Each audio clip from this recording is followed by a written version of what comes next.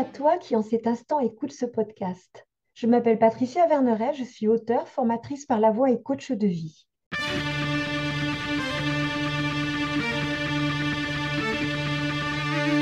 De par les cours que je donne, je suis en lien avec des jeunes gens entre 18 et 25 ans.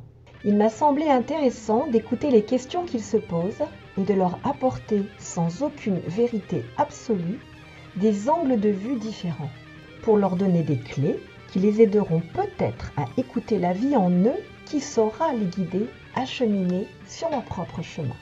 Globalement, je sais que moi, c'est vraiment quelque chose qui me tient à cœur, la connaissance de soi.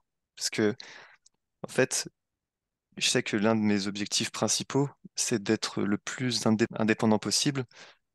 Parce que pour moi, être libre, c'est intimement lié avec le fait de n'avoir aucune dépendance. Mais du coup, ça peut aller loin. Typiquement, je sais que je bois pas de café parce que je j'ai pas envie d'en devenir dépendant, etc. Donc des fois, on peut dire que ça devient peut-être maladif. Mais bref, il y a vraiment ce côté où pour être libre, il faut être indépendant. Et apprendre à se connaître, ça nous donne vraiment une réelle indépendance.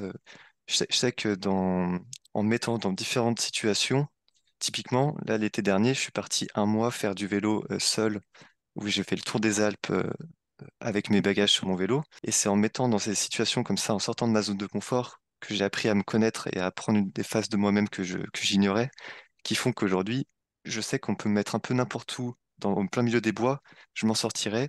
Et ça, du coup, me sentir indépendant à ce niveau-là fait que je me sens beaucoup plus libre qu'avant, même si pour le coup, je vais pas aller me foutre au milieu des bois, mais je sais que le savoir que j'en suis capable, c'est un vrai sentiment de liberté. Et du coup, ça fait partie de la connaissance de soi, de connaître ses limites, etc. Et du coup, ouais, je sais que mon mantra, c'est la phrase un peu cliché, tout ce qui ne tue pas rend plus fort, mais que du coup, voilà, sortir de sa zone de confort, je cherche en permanence à le faire et que c'est comme ça qu'on en apprend le plus et qu'on reste pas justement sur son moi du passé et ses connaissances acquises, mais qu'on évolue le plus rapidement possible. La fameuse sortie de zone de confort, c'est la réactualisation des connaissances de soi, en fait. C'est Hmm, ce que je vous explique depuis tout à l'heure, en fait. oui, c'est C'est-à-dire ça. que c'est évolutif. Et c'est pour ça que c'est important, effectivement, de sortir. Alors, on ne va pas dire de sa zone de confort, mais de sa zone d'habitude. Parce que cette zone d'habitude, elle est confortable, mais à un moment donné, elle peut empêcher, justement, de comprendre, comme tu l'as dit tout à l'heure, Maxime, en le vivant, j'ai appris d'autres choses sur moi. Vous voyez, en fait, on dit d'ailleurs ça, j'ai appris d'autres choses sur moi en vivant cette expérience. Et donc, ça veut dire qu'on ne savait pas avant qu'on faisait ça, parce qu'on ne l'avait pas vécu, on ne l'avait pas encore expérimenté. Donc, c'est important que cette connaissance de soi, elle soit pas que mentale et qu'elle soit pas que par rapport aux expériences passées, mais qu'elle soit dans l'expérience du présent aussi. La réactualisation et les sorties de zone d'habitude, justement. Parce que c'est ça qui élargit votre terrain de jeu, justement. Et si tu n'avais pas fait ça, Maxime, tu n'aurais pas ce sentiment de liberté aujourd'hui qui peut-être te mènera encore à Hmm. faire d'autres expériences encore, mais parce que tu as osé aller faire des choses que tu n'avais jamais faites. Si je peux donner un autre exemple Oui, aussi, vas-y, vas-y. même si des fois ça se fait, enfin, les gens me prennent pour un fou, mais pendant un an, pareil, ça c'était en 2018, j'ai fait un an qu'avec des douches froides. Où en fait, je partais du principe, mais pas que douche froide, c'est vraiment, j'avais ni chauffage, rien dans mon appartement. Et encore une fois, c'était pour être le plus indépendant possible vis-à-vis des ressources énergétiques.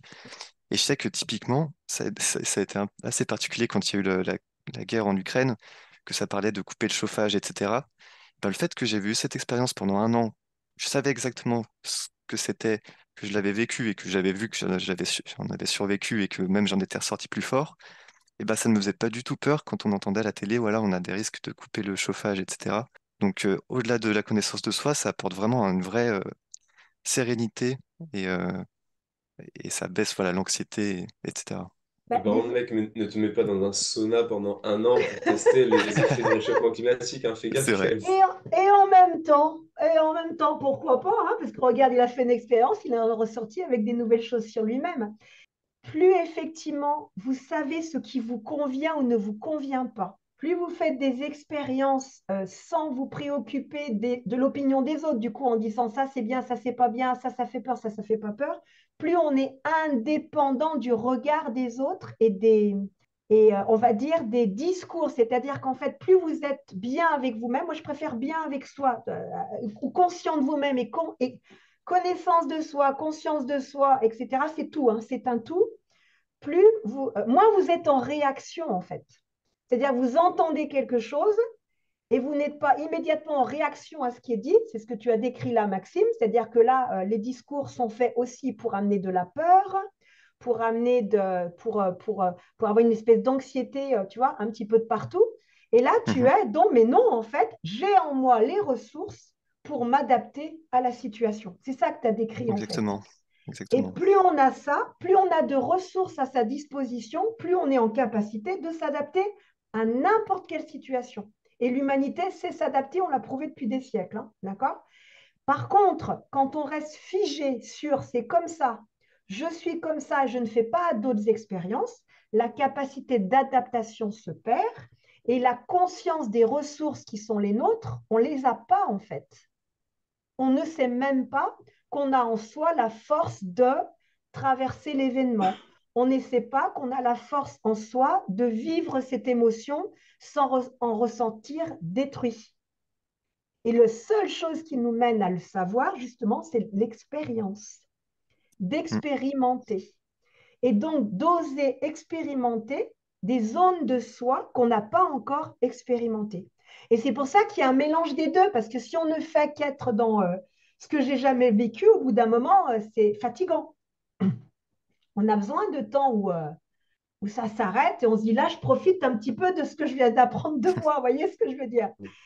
Et là, en fait, j'en ai parlé dans les précédents podcasts, mais en coaching, on appelle ça les forces exploratrices et les forces conservatrices qu'on a en nous, hein. Et il y a une histoire hawaïenne qui dit que l'homme est sans arrêt déchiré entre la pirogue, l'envie de découvrir des nouveaux espaces, de voyages, d'expériences nouvelles, et l'arbre, la sécurité, l'enracinement, le connu, jusqu'au jour où il prend conscience que la pirogue, elle est faite dans l'arbre.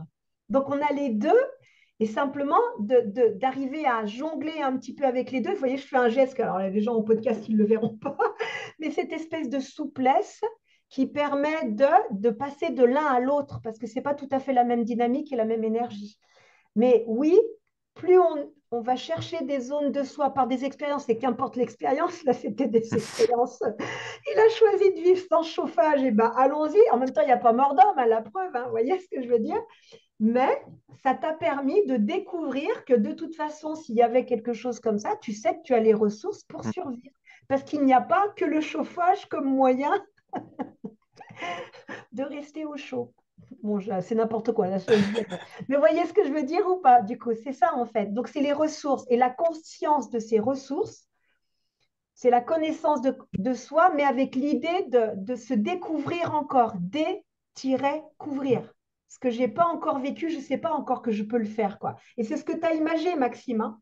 Mm. Tu ne C'est savais ça pas. qui est marrant, c'est que finalement, pour avoir de la maîtrise, il faut justement lâcher le contrôle, enfin, se mettre dans des situations de perte de contrôle. Oui. Et finalement, c'était exactement ça. Mm. Ouais, plus on fait d'expérience, plus on se maîtrise soi-même finalement. Ce podcast se termine. J'espère qu'il t'aura mis en mouvement pour te rapprocher un peu plus de ton être profond. N'oublie pas, toi seul sais ce qui est juste pour toi-même. Merci pour ton écoute.